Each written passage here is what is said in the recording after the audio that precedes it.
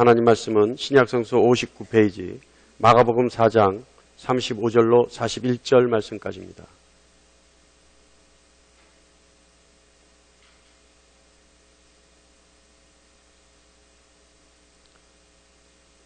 교독하게 제가 받들겠습니다. 이것은 하나님 말씀입니다. 그날 저물 때 제자들에게 이르시되 우리가 저편으로 건너가자 하시니 그들이 무리를 떠나 예수를 배에 계신 그대로 모시고 가매 다른 배들도 함께 하더니 큰 광풍이 일어나며 물결이 배에 부딪혀 들어와 배에 가득하게 되었더라. 예수께서는 고물에서 베개를 베고 주무시더니 제자들이 깨우며 이르되 선생님이여 우리가 죽게 되는 것을 돌보지 아니하시나이까 하니 예수께서 깨어 바람을 꾸짖으시며 바다더러 이르시되 잠잠하라 고요하라 하시니 바람이 그치고 아주 잔잔하여지더라. 이에 제자들에게 이르시되 어찌하여 이렇게 무서워하느냐 너희가 어찌 믿음이 없느냐 하시니 그들이 심히 두려워하여 서로 말하되 그가 누구이기에 바람과 바다도 순종하는가 하였더라. 아멘. 밖에 비가 많이 옵니까? 그래서 그런지 자리가 좀 비어 있어요. 비 때문에 예배 못 오는 건 아니겠지만 오늘은 조금 부족한 것 같으네요. 신앙인에게 있어서요, 서로의 신앙의 형태를 비교해 본다는 것은 있을 수 없는 일입니다. 그죠? 신앙의 모양은 다 다르죠. 사람마다 다 다를 수밖에 없어요. 특히 목사와 성도 간의 신앙은 더 그렇죠. 어느 것이 옳다, 누구의 것이 옳다, 맞다, 그러다 문제가 아닙니다. 주님을 대하는 태도가 다르다는 거죠. 저는 주님을 대하는 태도는 주님과 종의 모양을 갖추고 있습니다. 다시 말하면 주님은 나의 주인이시고 저는 종이라는 개념이에요.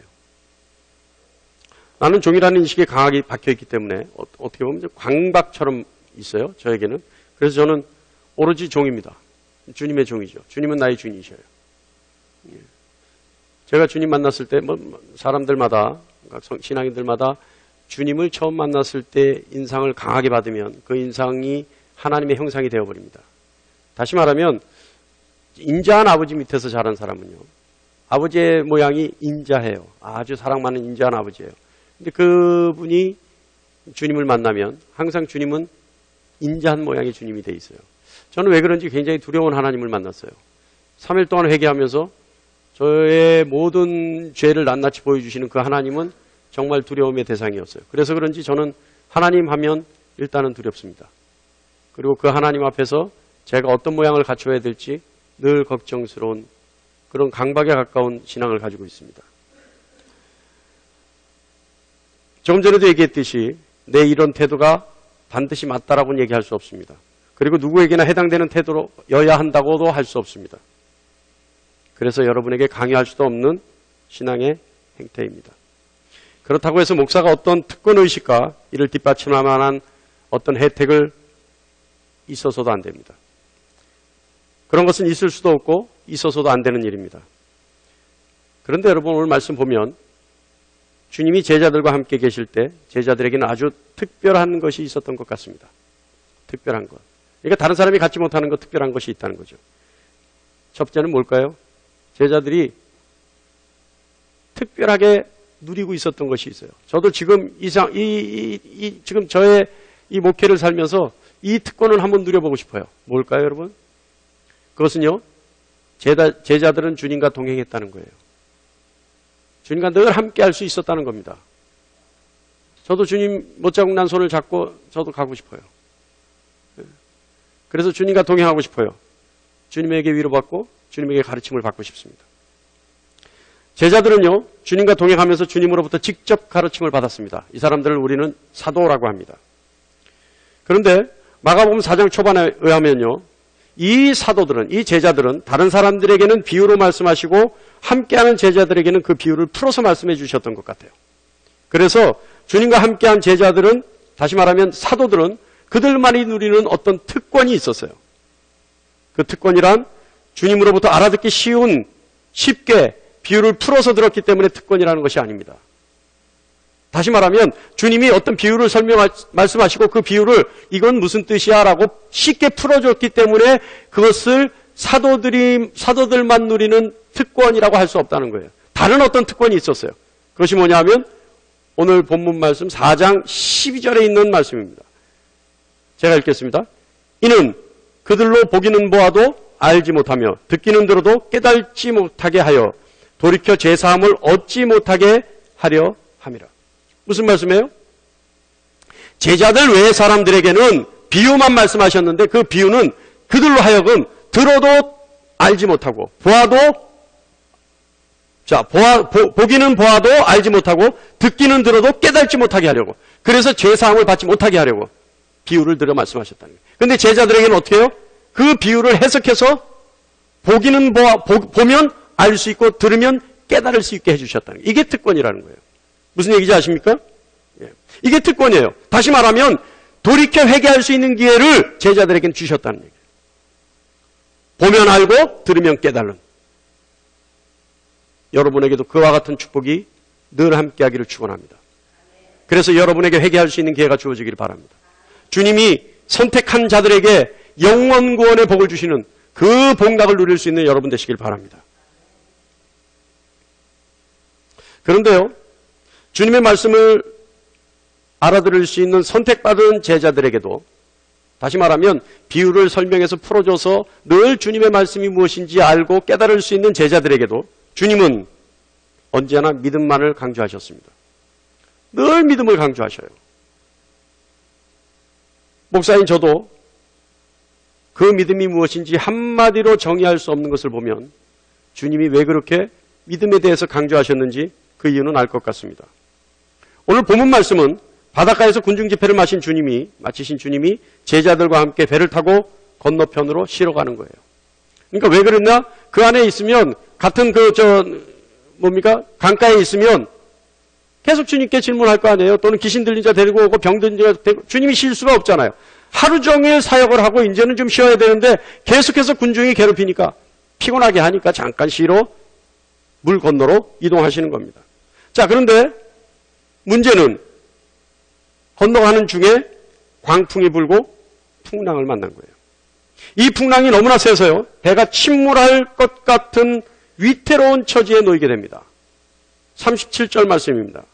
큰 광풍이 일어나며 물결이 배에 부딪혀 들어와 배에 가득하게 되었더라. 어떻게 해요? 큰 광풍이 일어나 물결이 배에 부딪혀 들어와 배에 가득하게 되었더라. 차기 시작합니다. 그런데 주님은 주무시고 계신 겁니다. 오늘 이 본문 말씀 여러분 신앙생활하면서 많이 들은 말씀이죠? 할렐루야? 헬로? 다 어디 가셨나요? 다 많이 들어본 말씀이시죠? 본문 말씀이에요. 자, 그런데 우리 오늘 귀 기울여 들어볼 이유가 있습니다. 주님 주무시고 계셔요. 그것도 베개를 베고 주무시는 것을 봐서 아주 피곤하신 거예요. 또는 깊이 잠드신 거예요. 그러자 제자들이 깨웁니다. 깨우죠. 주님 깨워요. 주님은 일어나셔서 바람을 그리고 바다를 꾸짖으시고 잠잠하게 하십니다. 그리고 제자들을 향해 믿음이 없는 것을 심히 나무라시는 겁니다. 여러분 여기서 잠깐 생각해 보죠. 이거 좀 뭔가 묘하지 않습니까? 제자들은요, 겁을 먹었어요. 겁을 먹어서 주님을 깨웠어요. 주님을 깨웠는데 주님이 일어나시자마자 바람과 바다를 잠잠하게 하시고는 제자들에게 나무라는 거예요. 믿음이 없는 자들아. 여러분 이거 아이러니 아닙니까? 우리가 위기에 처해 있을 때, 난관에 봉착했을 때, 절대절명의 순간에 주님을 찾아야 마땅하거늘. 그죠? 위기의 상황에서 주님을 찾는 것이 우리의 매뉴얼인데, 신앙의 매뉴얼인데, 여러분 우리 그렇지 않습니까? 고난을 만날 때 주님 찾아야 되잖아요. 위기에 봉착했을 때 주님 찾아야 되잖아요. 그래서 제자들은 매뉴얼대로 주님 찾았어요.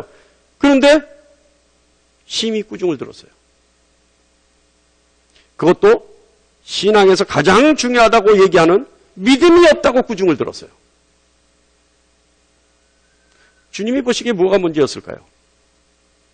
도대체 주님이 보시기에 뭐가 문제였길래 믿음이 없다고 꾸지람을 들었을까요? 혹시 이건 아닐까요? 정말 달게 자고 있는데, 하루 종일 사역하고 달게 자고 있는데 아무것도 아닌 것 같고 깨우니까 짜증나버린 거 아닐까요? 주님 혈기가 있으셨어요? 우리 예수님이 혈기가 있으셨어요? 열받으면 아버지 집에 있는 거 다 뒤집어 엎는 분이에요. 예? 그죠? 자, 한잠을 자고 있는데, 푹 잠들어 있는데, 정말 맛있게 자고 있는데 깨우니까 화가 났던 거 아닐까요? 그래서 화풀이로 제자들에게 믿음이 없다고 야단친 거 아닐까요? 오늘 우리 말씀을 통해서 그 이유를 한번 보겠습니다. 첫 번째, 그들은요, 주님과 함께 했다는 사실을 망각합니다. 주님과 함께하고 있다는 사실을 망각해요. 디벨레우스는요, 믿음에 대하여 다음과 같이 정의합니다. 믿음은 기적을 행하시는 자에 대한 신뢰이다.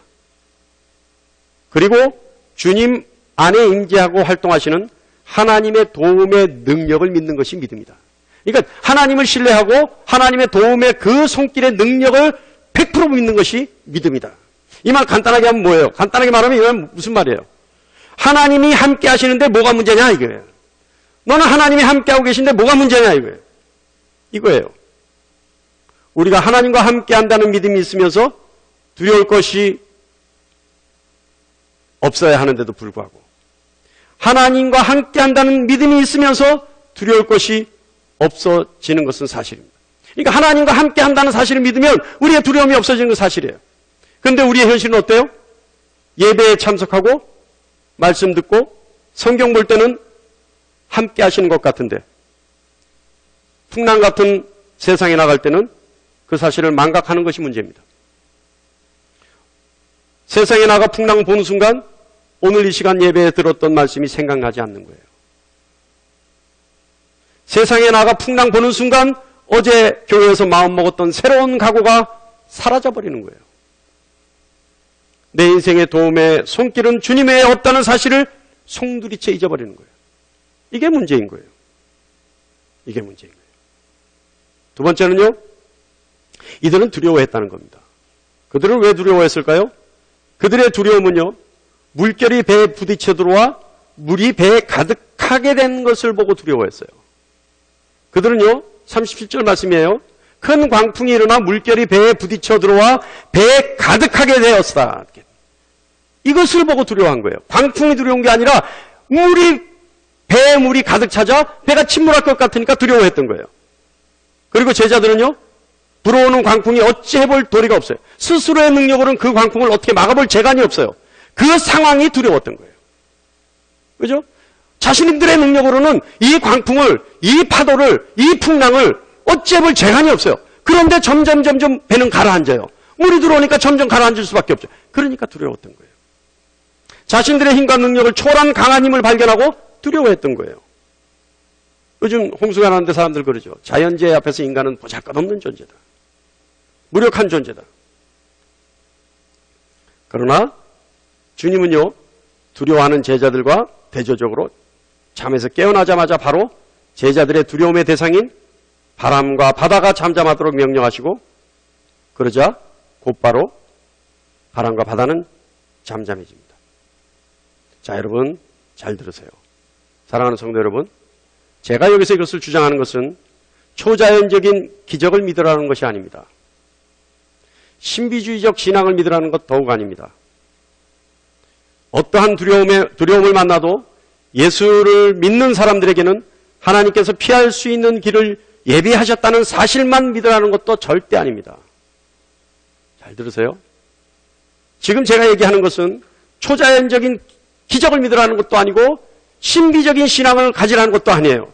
그리고 우리가 어떤 난관을 봉착하더라도 하나님이 우리에게 언제나 피할 수 있는 길을 예비하셨다라는 사실만을 가지고 그것만을 믿으라는 것도 아니야 이 말이에요. 지금 여기서 요구되는 믿음. 다시 말하면 예수님이 바람과 바다를 잠잠하게 하신, 그리고 나서 믿음이 없는 자라고 꾸짖으신 그 예수님이 바라는 믿음. 그 믿음은 뭘까요? 그것은요, 예수님이 요구하시는 그 믿음은요, 바람과 바다가 하나님께 속해 있다는 것을 믿으라는 겁니다. 하나님이 초자연적인 현상을, 그래서 그 놀라운 고난을, 환난을 막을 수 있는 능력 있는 분만이라는 것을 믿으라는 것이 아니라 그 모든 것이 하나님께 속해 있다는 것을 믿으라는 거예요. 그 모든 것이 하나님의 소유라는 것을 믿으라는 겁니다. 창조주 하나님을 믿으라는 거예요.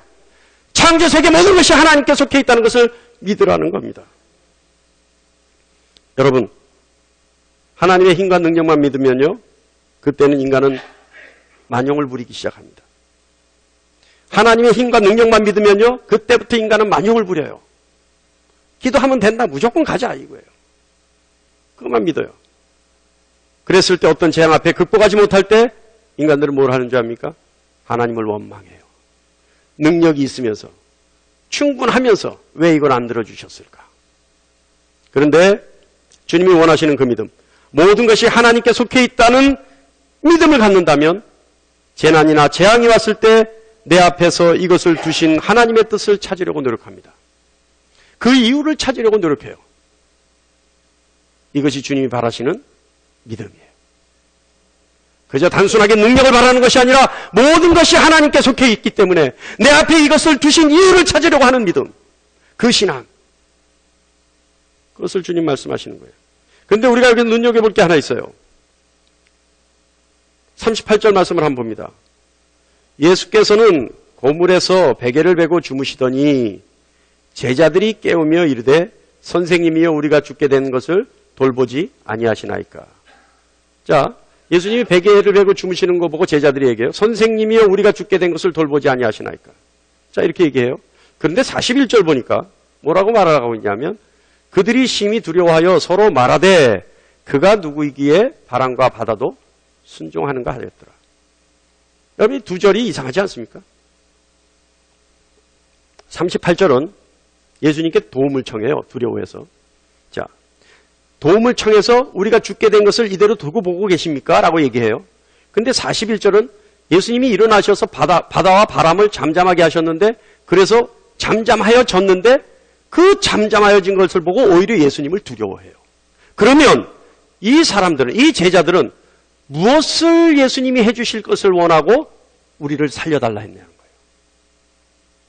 예수님이 무엇을 해주실 걸 원하고 우리를 살려주셔야 했겠냐는 거예요. 자, 제자들이 예수님이 바람과 바다를 잠잠하게 하실 것을 알았다면 그것을 할 수 있는 분이라는 것을 믿었다면 예수님 우리를 살려주셔야 할 때 그 마음속은 빨리 일어나서 바람과 바다를 잠잠하게 해주세요. 이 마음을 품고 살려달라 했다는 말이에요. 그런데 예수님이 일어나셔서 바람과 바다를 잠잠하게 하자 제자들은 오히려 그것을 보고 예수님을 두려워했어요. 그러면 제자들이 예수님에게 원했던 것은 과연 뭐였냐는 거예요. 무엇을 원했길래 우리를 살려달라 했냐는 거예요. 혹시 제자들은 주님께 이것을 바라지 않을까요? 바랬던 건 아닐까요? 아마도 그것은 어떤 도움을 원하는 것이 아니라 단순하게 예수님을 원망했던 건 아닐까요? 그 추측은 38절 후반부 그대로 있습니다. 선생님이여 우리가 죽게 되는 것을 돌보지 아니하시나이까. 이게 무슨 말이겠어요, 여러분? 좀 쉽게 설명할까요? 그들은요, 예수님께 어떤 도움도 요청한 것이 아니라 단순하게 이런 상황에 놓여 있는데 예수님을 원망했던 겁니다. 가만히 있었으면 될 걸 왜 배 타고 나오자 그래가지고 이런 풍랑 만나게 했냐는 거예요. 거기서 그냥 가만히 쉬고 있었으면 될 걸 뭐하러 배 타고 여기까지 나와서 이런 풍랑 만나 죽게 만드느냐 이거예요. 아니 그러고도 잠이 오냐 이거예요, 예수님께. 아니 그러고도 베개를 보고 그렇게 잘 수 있습니까? 라는 거예요.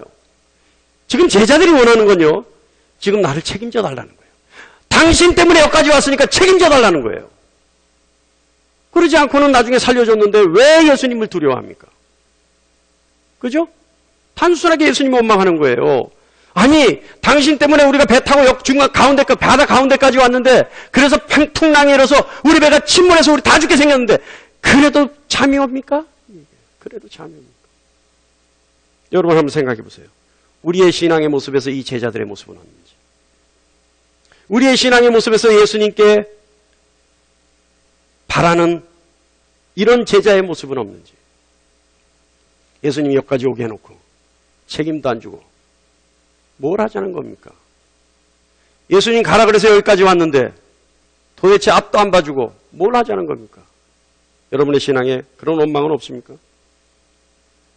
그런데 예수님은 그런 제자들에게 이렇게 말씀하시는 거예요. 믿음이 작은 자들아. 믿음이 없다는 걸 얘기하는 거예요. 그렇다면 예수님은 지금 제자들에게 하시는 이 믿음에 대한 책망이 사실은 책망이 아니라 걱정과 염려의 말씀이었을 것입니다. 제자들에게 앞으로의 일로 인해 걱정하는 마음에 믿음에 대하여 언급하시면서 걱정한 건 아닌가 하는 겁니다. 지금 당장의 모습이 아니라 가깝게는 예수의 십자가의 죽음에 대하여 제자들의 그 대응하는 처지가 애처로워서 앞으로 어떻게 될지 모르기 때문에 길 잃은 양 같은 그 모습을 상상하시면서 예수님은 제자들에게 믿음을 강조하신 것은 아니냐는 거예요. 멀리는 예수님이 기천하시고 그리고 나서 주님의 길을 따르는 수많은 제자들에게 핍박받을 수밖에 없는, 그래서 순교도 불사해야 되는 제자의 길을 예수님은 염려하시면서 그래서 믿음을 강조하신 것은 아니냐는 겁니다. 제자들을 사랑하시는 마음에서 그래서 장차올 환난을 바라보면서 애처로운 마음에 걱정하시는 것은 아니냐는 거죠. 여러분, 주님은 지금 말씀하십니다. 너희는 어찌 믿음이 없느냐. 절대 나만 바라봐라. 바람을 바라보지 말고 약한 너희의 마음을 더욱더 강하게 하여서 나만 바라봐라. 내가 너희의 약함을 안다. 그러니 너희 믿음을 굳건하게 해라. 나만 바라봐라. 세상 모든 것이 나에게 속해 있다. 그리고 내가 너희와 함께한다. 풍랑을 멈춘 후 제자들에게 말씀하신 주님의 말씀처럼 오늘 여러분에게 말씀하십니다. 어찌 믿음이 없느냐. 믿음이 있는 여러분 되시기를 간절히 축원합니다. 여기서 한 가지 의문이 생겨요. 이제 설교 끝났으면 좋겠죠? 배도 고프고 이제 빨리 끝나고 밥을 좀 먹었으면 좋겠는데 죄송합니다. 하나가 더 있습니다. 하나가 의문이 생겨요. 저는 이런 것의 의문을 저는 견딜 수가 없어요. 여기서 한 가지 의문이 있어요. 이 의문은 뭐냐면 도대체 배에 가득 찼던 물은 어디로 갔냐는 거예요.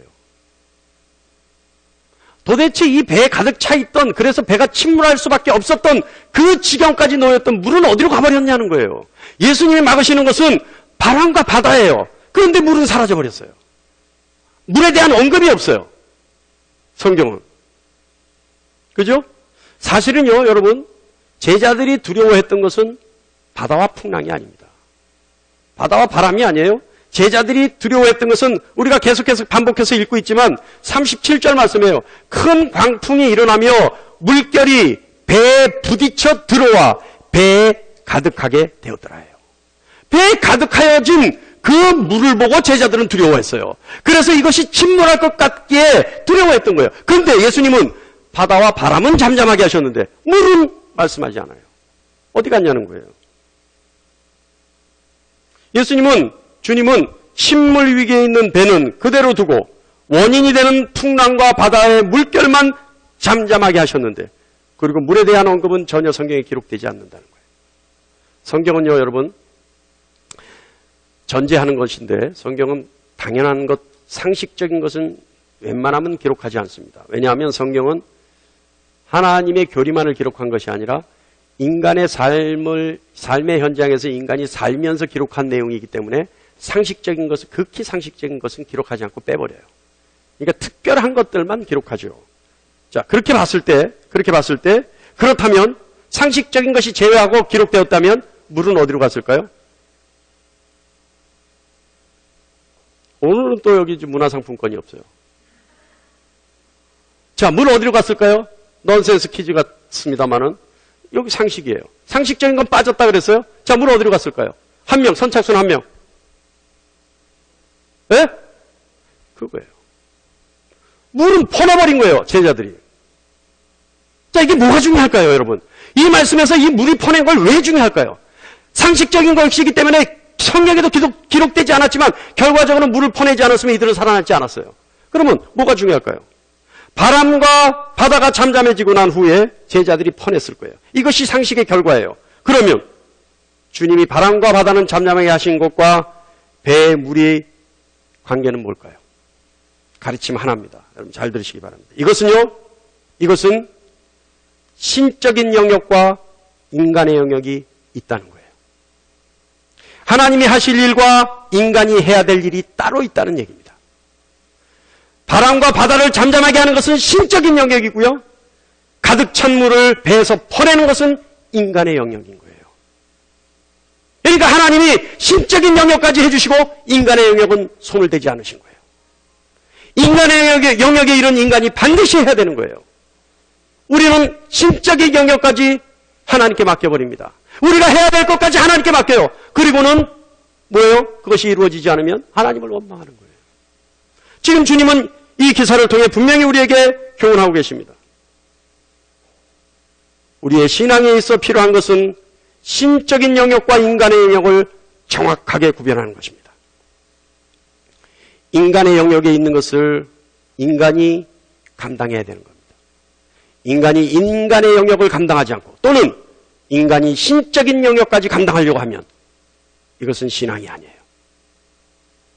하나님이 하실 일은 하나님이 하셔야 되고 우리가 해야 될 일은 우리가 해야 돼요. 우리가 해야 될 일을 하지 않고 또는 우리가 해야 될 일을 하나님의 일까지 간섭하려고 하면 이것은 신앙이 아니라는 겁니다. 할렐루야. 이 가르침을 깨달을 수 있는 여러분 되시길 바랍니다. 오늘 본문 말씀에 두 번째 가르침이 있어요. 이 가르침이 아주 중요해요. 오늘 본문에서 주님이 배에 들어온 물에 대해 어떻게 하셨는지 언급이 전혀 없다는 것은 언급할 가치도 없이 지극히 당연히 제자들의 힘을 합쳐 감당해야 될 제자들의 몫이었다는 겁니다. 그죠? 상식적이에요. 다시 말하면 제자들의 두려움에 제자들이 두려워했어요. 배에 들어온 물이 두려워했어요. 배에 물이 밀려 들어와 배가 가라앉을 것 같으니까 그 배를 침몰시킬 것 같은 그 두려움 때문에 그들은 두려워했어요. 그런데 주님은 그 두려움을 줬던 원인은 제거하시면서 배에 들어온 물에 대해서는 그 어떤 도움도 주지 않으십니다. 예수님이 능력이 없을까요? 아니에요. 우리가 성경 기사를 보면 까짓거 산을 들리어서 바다에 던지는 능력도 주님 믿음만 가지면 된다고 하셨어요. 그런데 바람과 바다는 잠잠하게 하신 주님이 왜 배 안에 있는 물은 그대로 두셨다는 거예요. 아까 얘기했죠. 신적인 영역과 인간의 영역. 그러나 여기 또 하나의 가르침이 있습니다. 그것은 뭐냐면 하나님은 우리가 이 세상을 살아가면서 부딪히는 온갖 고난과 역경 속에서 어쩔 수 없이 갖게 되는 두려움에 대한 내성을 갖기를 원하시는 거예요. 어렵죠? 이 말이 무슨 말이냐면 두려움의 원인은 주님이 제거해 주시지만 그 두려움의 대상에 대해서는 그 부담은 스스로가 해결하게 하심으로 그 두려움의 대상에 대한 내성을 갖기를 원하시는 거예요. 이해하십니까? 어려워요? 어려우면 다시 얘기하세요. 빨리. 이건 창피한 거 아니에요? 어렵다고 창피한 거 아니에요? 자, 천천히 설명할게요.